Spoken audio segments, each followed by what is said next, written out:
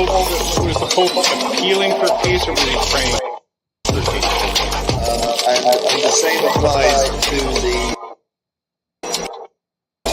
So what do you have to say about that?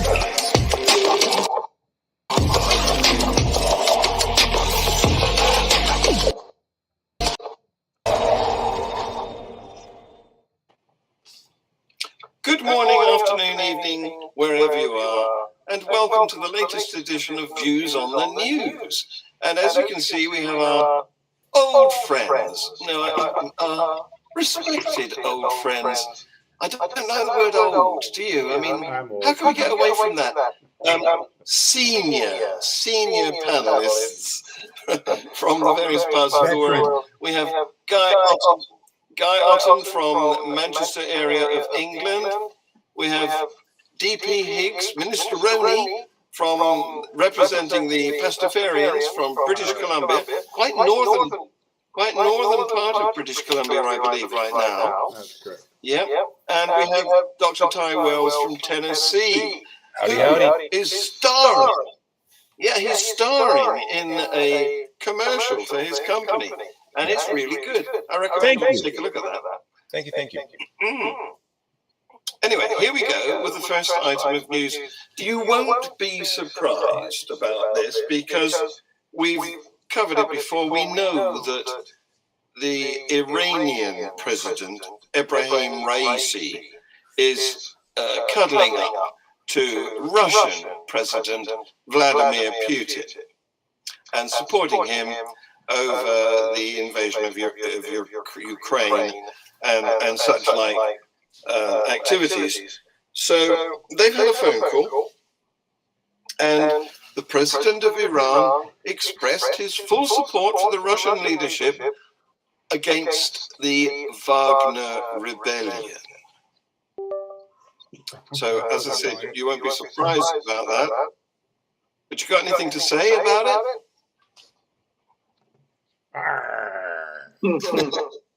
Always a good one. I mean, what we've got is two dictatorial regimes, and they're both pariahs internationally. So it makes sense for each of them to cuddle up and support each other, in the context of being rejected by pretty much a large number of other nations.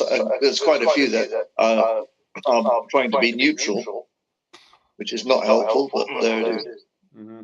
Yeah, it's not surprising. It's an example of what I call tyrannophilia, where tyrants indulge themselves in other tyrants. Right. Tyrannophilia. It's the image that's the most important thing, right? And you just want to make sure that your land is important. I mean, the Wagner rebellion is interesting. I mean, it seems to have gone off somewhat at half cock, as it were. But it does reveal that some of the problems maybe within the Russian Federation.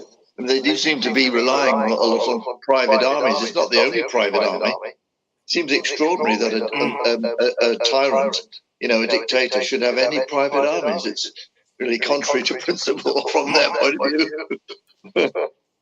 Yeah. Well, there you go. Money will buy mercenaries. The strange thing is, though, this isn't really of religious connection, but the strange thing is that the Wagner group are now supposedly in Belarus and are recruiting. So I don't know who's paying them now. They've upset Putin, but there you go. Anyway, well, I think the reality is that the Wagner group are engaged in a number of mercenary wars in Africa. So presumably the Africans are paying for them. I don't know who's paying. Maybe. They were also involved in Syria, weren't they? Yeah. So they have multiple masters, I suppose, is a way of describing that.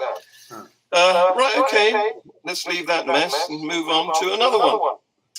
Iraq, where an Iraqi soldier was killed and an officer was wounded during a counter-terrorism raid in which 3 suspected Islamic State group fighters were also killed.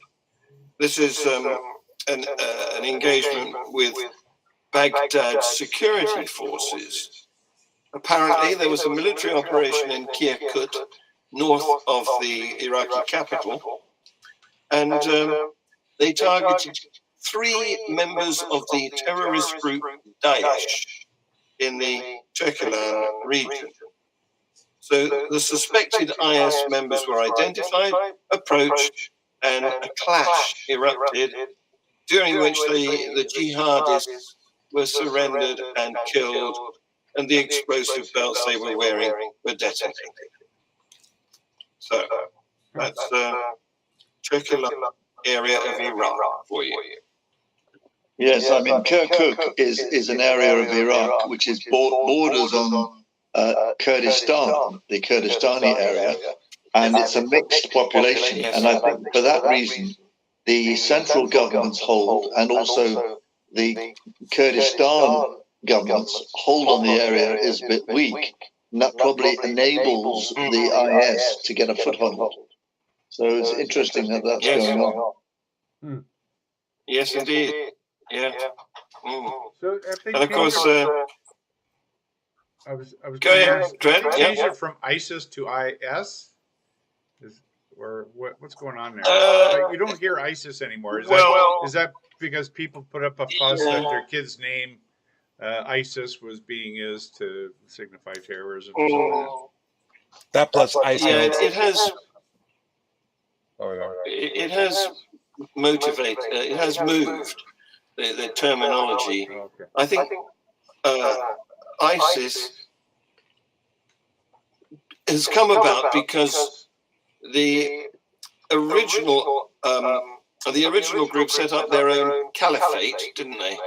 Yeah. But then that was defeated, and that subsequently they have become known as the Islamic State, which is where the IS comes from. But also there's a sympathetic group that's called Daesh, which is, these are different factions of the Muslim terrorist workers, Well, militarized workers. it does lend something to the old adage, there is no rest for the wicked. And I think Al Qaeda are still in the wings as well, what I gather. All right now. Yes, they're in a different geographical area, aren't they? They're more up in the Afghanistan region, I believe. Yeah, they're fighting the Taliban, but from the other side, as it were. Yes. I mean, the Taliban are a bit soft for them, apparently.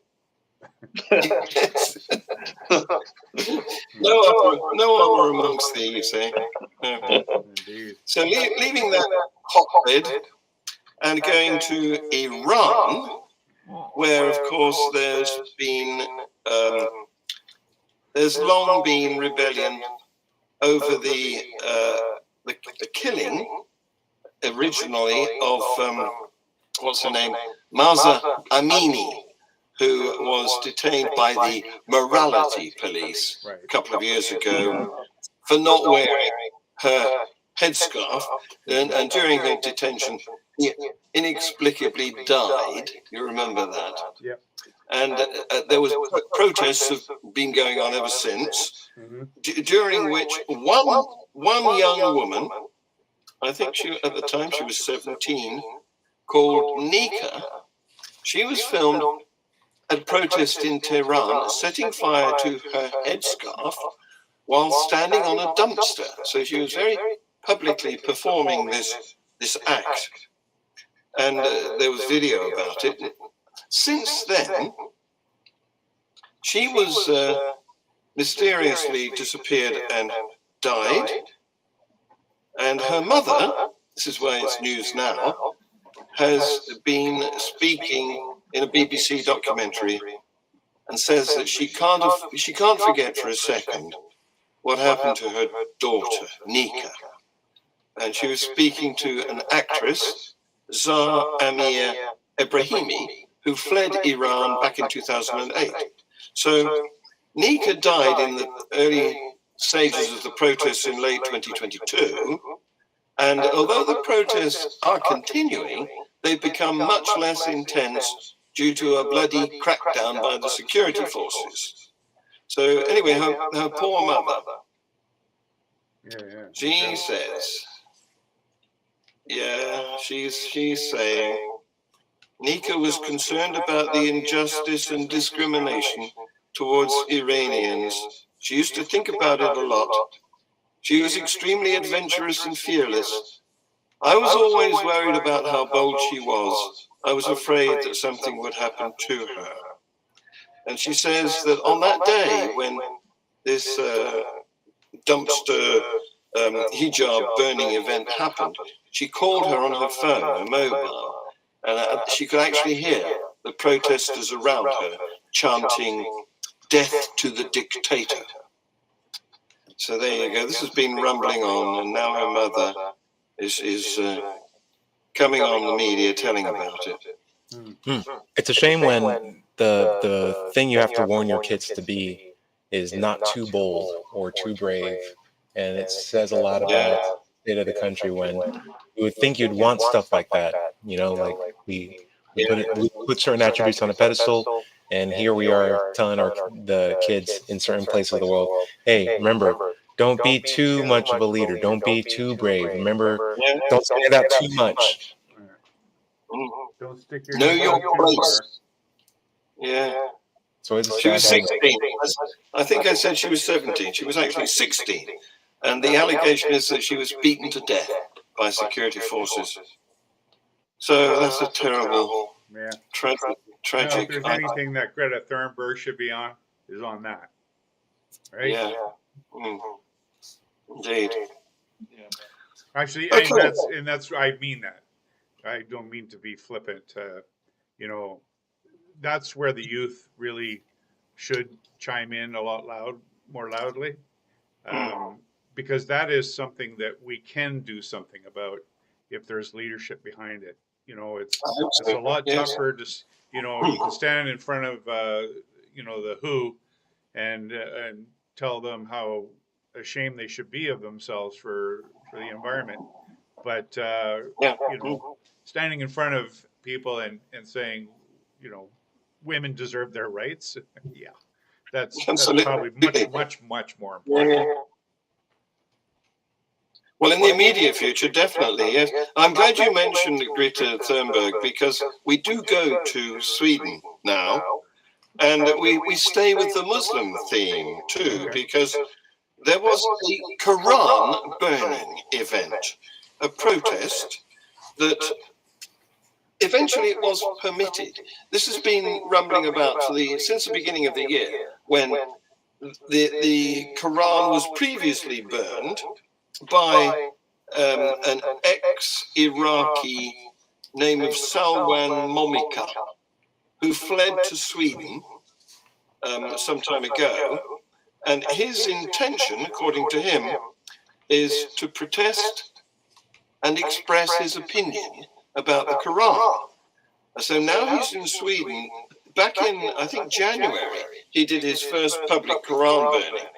And there were protests, and initially the police were instructed to prevent such Quran burning protests.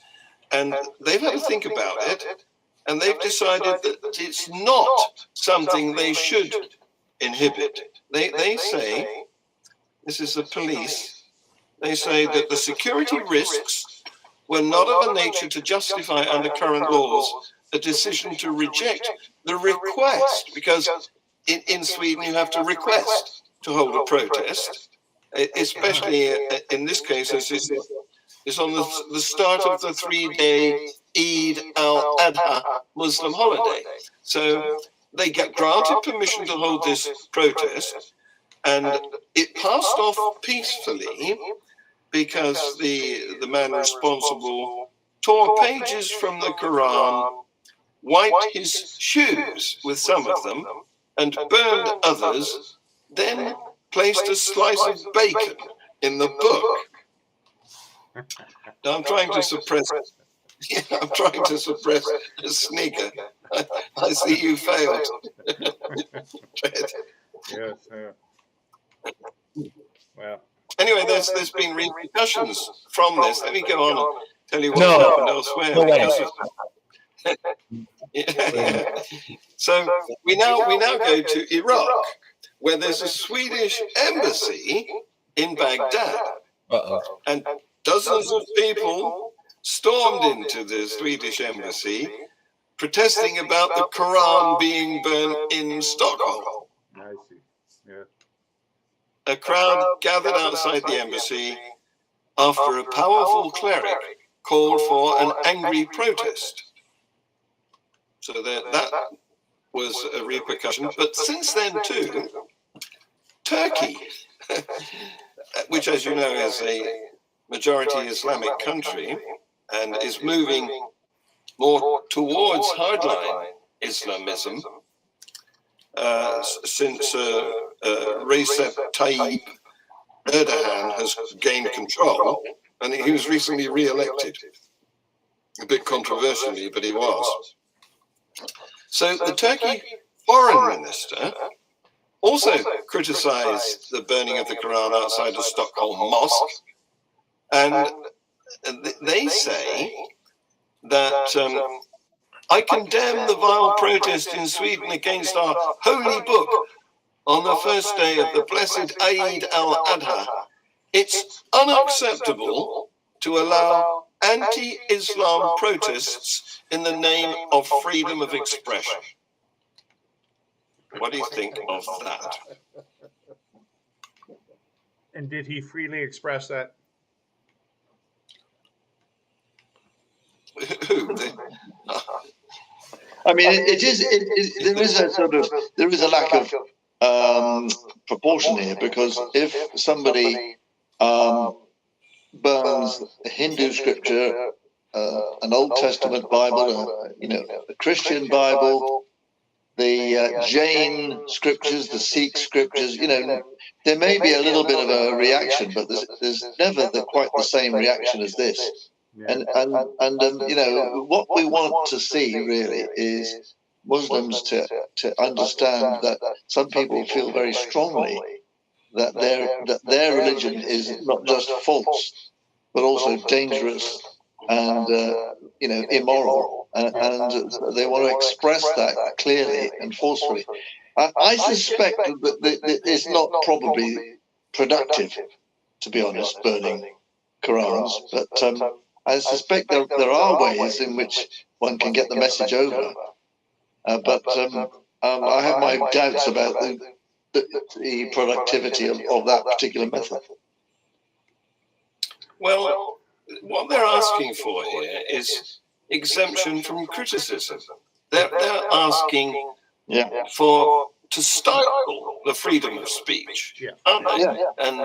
They're quite open about it. They're quite open about it. They don't want any criticism of Islam. They find it blasphemous, and of course we can't accept that.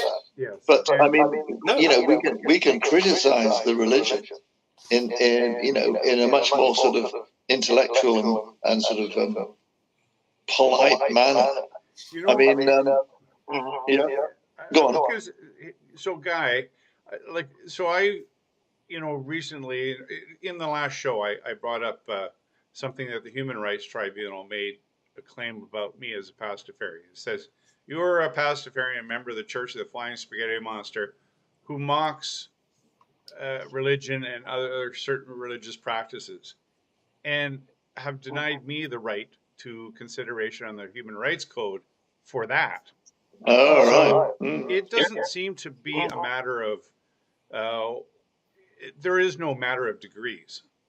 The blasphemy laws here in Canada were abrogated not until 1986, if you can believe it. But, there were blasphemy laws. And while they've been abrogated on the court, there's still, within the institutions, this sort of belief that despite the fact that we have freedom of religion and religious expression, that's really just on paper. It's not in practice. And so burning of the Quran or the Christian Bible or the Pastafarian gospel, I think, maybe they do seem harsh to some people and some people wouldn't engage them. But I don't think that there's a matter of degrees, because the people who are offended by these things would be offended by anything. So, if you stop burning I'm not sure Qurans, about that because there are people who criticize Islam in a more sort of polite, measured manner, who don't raise the same level of abuse. but think about the Hebdo cartoons. I mean, they didn't burn any Qurans. They just put an image of the, or the satanic verses that Salman Rushdie wrote. Like I say, it doesn't seem to be a matter of degrees. It's like they just take offense at anything and anyone and start putting out fatwas. Well, my main takeaway is offense is free. It doesn't hurt anybody as long as it's not expressed violently. Like if I burn a book and then a pastor or a representation of that dogma's leadership, came and said, I condemn that action, and I'd like to host a peaceful, more or less, protest at the embassy of wherever that guy came from, and they all go there and they protest, and they're all very adamant that they didn't like the thing that I did. At the end of the day, that's communication, and that is acceptable, totally fine, and within the realm of consequences of the action that I performed. I think people should remember, like, people will get upset and they can condemn. People will get upset and they can protest. People can get upset and disagree, and they can do so in a way where it helps to facilitate this kind of conversation. I have no problem with that. I think that's for stuff like this. And I'd have no problem with people burning property that they legally obtained. So if he bought a copy of the Quran and he burned it, that's his property. That's the way I like it as a secularist. And I have no problem with people getting upset with that if they can express it in a non-violent format. Because burning a book doesn't hurt a person, and holding a protest doesn't hurt a person, and holding a grudge or being upset about it doesn't hurt people. We can still have a communication. So overall, this is news that I'm happy to see, because the alternative would be I decided to take my headgear off and then I get beaten by police until I die, and my mother has to be on TV to express that. That's the counter that we need to change. This is a good story. This is just someone did something that upset people, but they expressed it in a nonviolent fashion. So we all learned something. Yes. In fact, I think it's quite polite, really, because the protester only tore off the pages of the Quran and used them to wipe his boots. Now, I think what he could have used them to wipe. Don't start me in my day. Don't start me in my day. But the thing is, this does have repercussions, because Sweden is applying to join NATO, and Turkey is frustrating that attempt on the basis that they permit these protests against Islam. Yeah, I mean, I suspect that Turkey won't be able to sustain that forever. Right. But it's obviously annoying at the moment because Finland is a bit stuck out on its own. I think its application has not been frustrated so long. I think that's gone through, isn't it? I'm not sure. I believe so. Yes. Yeah. They haven't had any Quran burnings in Finland. Okay, moving on to Britain and Ireland. At 6 weeks old, Maria Cahill was transported in the form of a baby with her mother, Philomena, who was Irish, but with her mother, Philomena, who was Irish, but had been living in London and had got pregnant in London and given birth in London, so the baby was a British citizen. The two of them, when the baby was 6 weeks old, was sent to one of Ireland's secretive mother and baby homes. which were regarded as places of punishment for sin.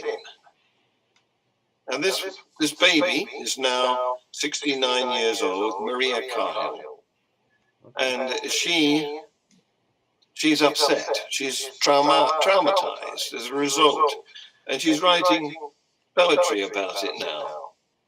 She says, "You are the blood in my veins, the water in my teardrops, but still I ache.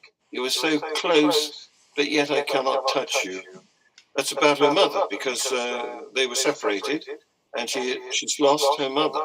She was raised in this home, a place of punishment for sin, where thousands of unmarried women and girls were being sent.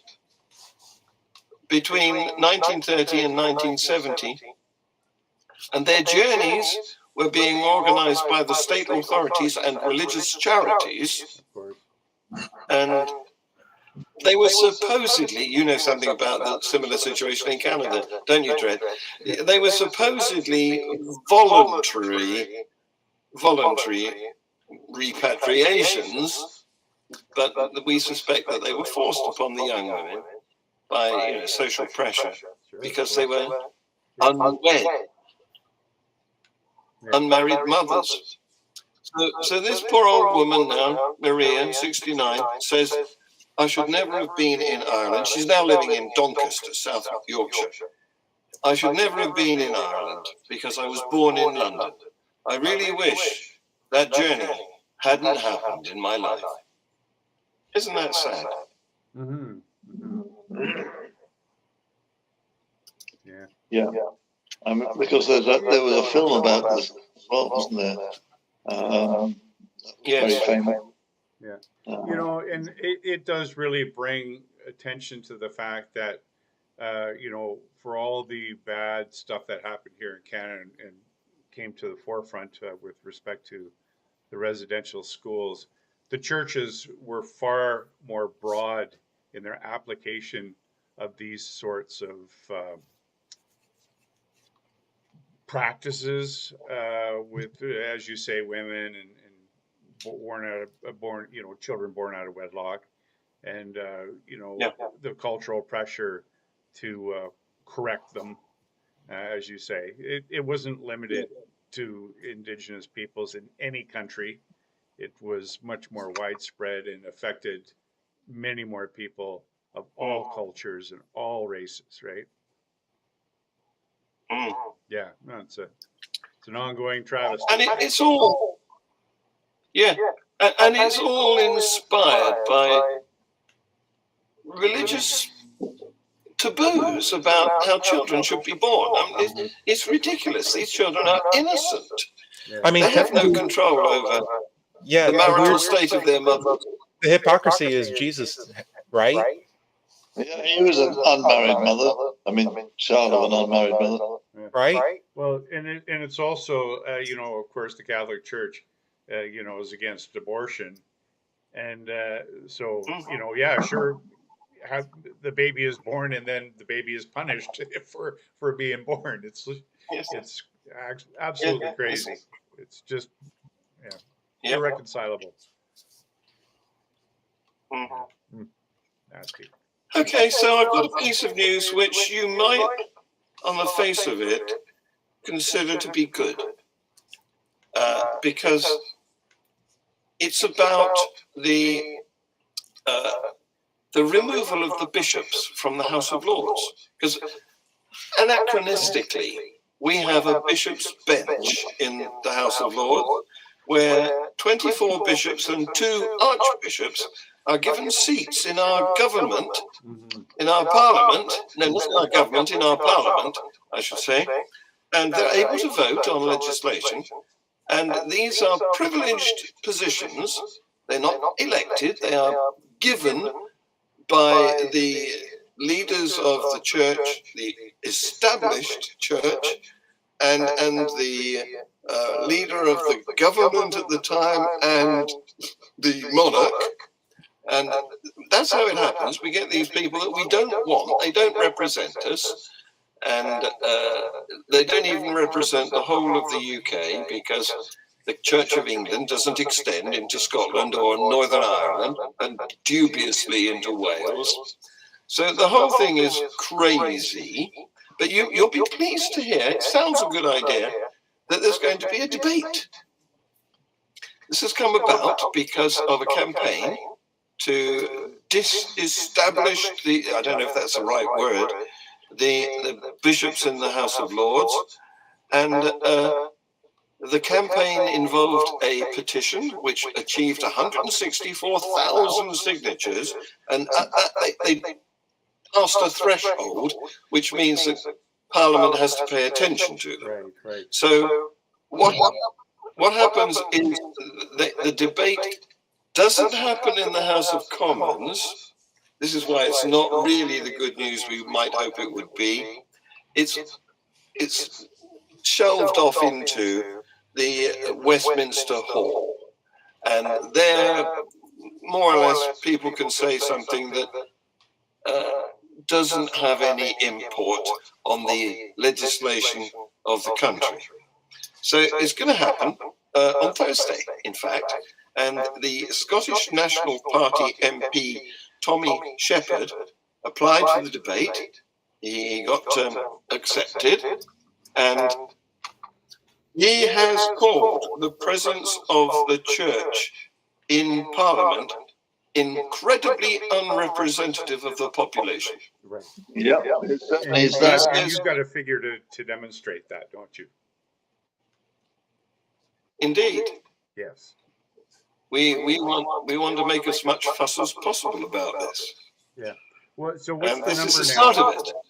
What was the number, John, of non-religious affiliated? Well, it depends what number you want to take. 53% or something now. 53, right? Yeah. Something like that. Yeah.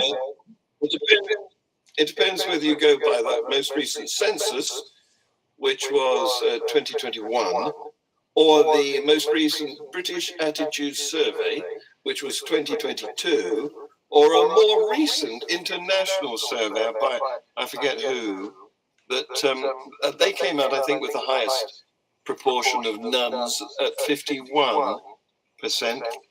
But anyway, the real figure is concerning those who actually attend Church of England churches, and that's about 1%.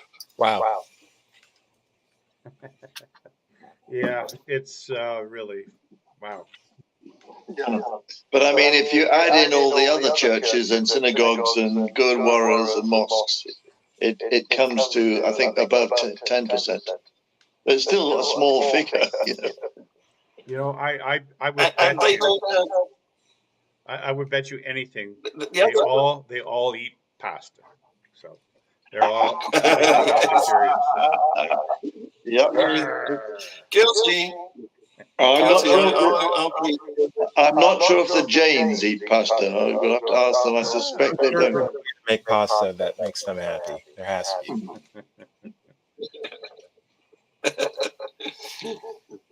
Well, that's going to happen anyway. And we think it might be the start of something. Is this like a private debate? So we won't hear it. We'll only hear the results. There will be, I'm pretty sure there will be reporters there, but I don't know about, because the NSS, the National Secular Society, will be present there, and they will, I'm sure they will tell us what happened.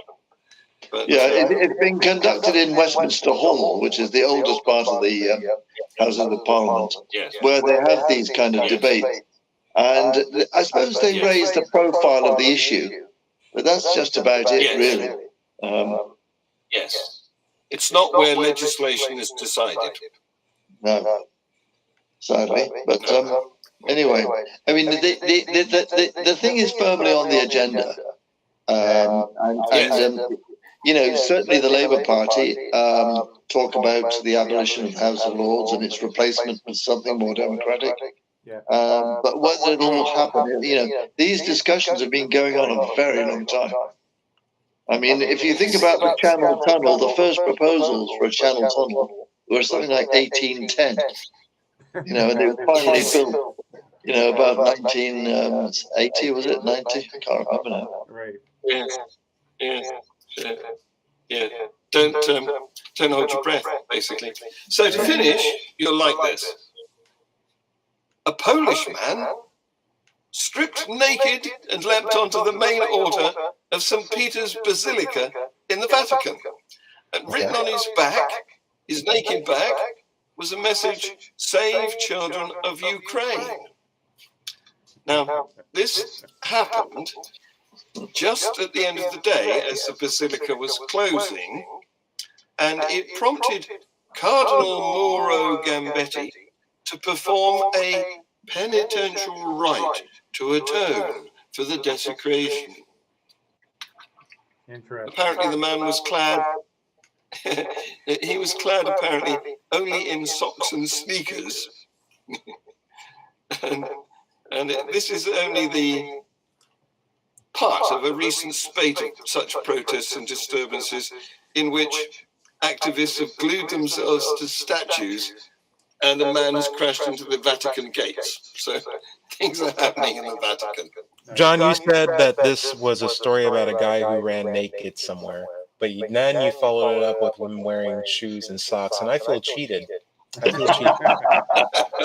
But you got to bear in mind, Ty, that the Vatican the St. Peter's is full of marble, which can be slippery. So I think it was right for him to wear those sneakers. You know, He doesn't want to be too unreasonable. like they say, This is a premeditated. Exactly. safety first. Safety Yes, first. indeed. We don't want our naked protesters to come to inadvertent harm. No. But I mean, there could have been so many other issues that he could have done that for. You know, that's I don't know. But why is it that the Vatican is the place to demonstrate that issue? Because it's what gets you on news. It gets you on global news. Anywhere else, series, no one would care. It wouldn't be here. Yes, it's a media thing, isn't it? But isn't the Vatican a place where there's quite a lot of male statues with their bits elegantly carved in full view of the public? Right. I'm not sure if there are in St. Peter's, but there might be. There certainly are in the Vatican Museum.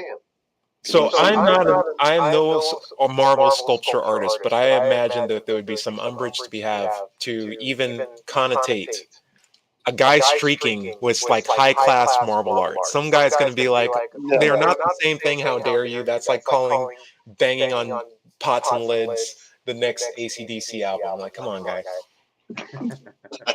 I mean, you know, a related theme is that you know, but my view of the crucifixion image, you know, with this full size, nearly naked body of Jesus dripping with blood and so forth. I think that's an obscene image of torture and execution, and it should not be shown, so especially to vulnerable people and children. Yeah. It's Absolutely. a blood cult. It's a blood cult, right? By definition, you know. Yeah. Well, I like to think what would have happened. What's I was that? going to say, I like to think what might have happened if, instead of being crucified, Jesus has been hanged, because that would mean that all the Christians would be wearing a little noose on the end of a chain around their neck. Yeah. Or drawn and quartered, right? Oh my gosh, what? And it would have been a symbol that says 5 easy pieces, you know, or something like that. When you're drawn and quartered. Ooh. On that picture, I'm going to bring this show to a close.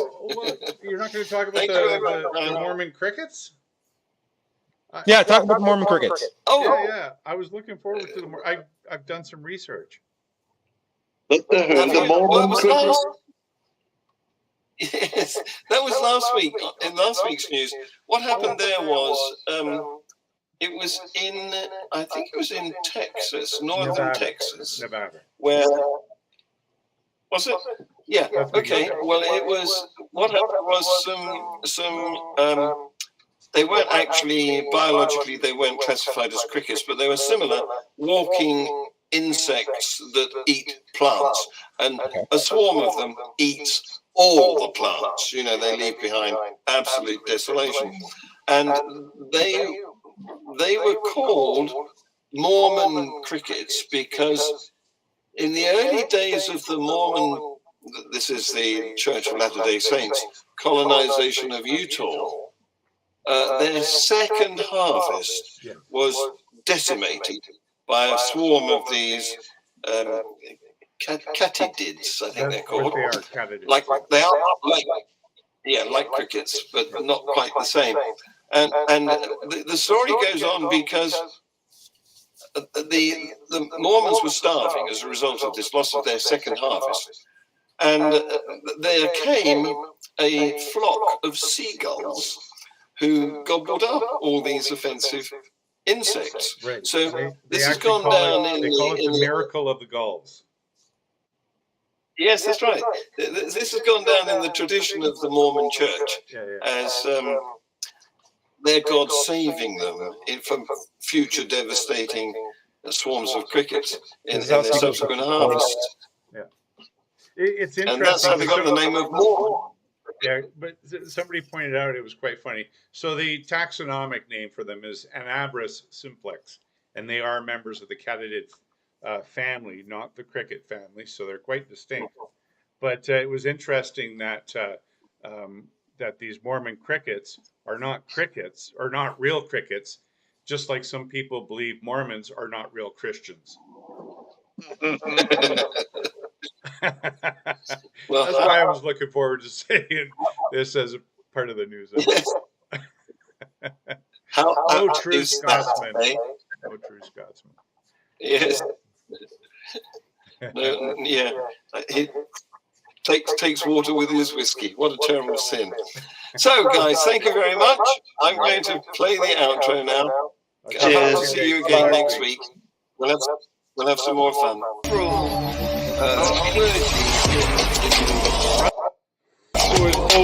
Was the Pope appealing for peace, or was he praying for peace?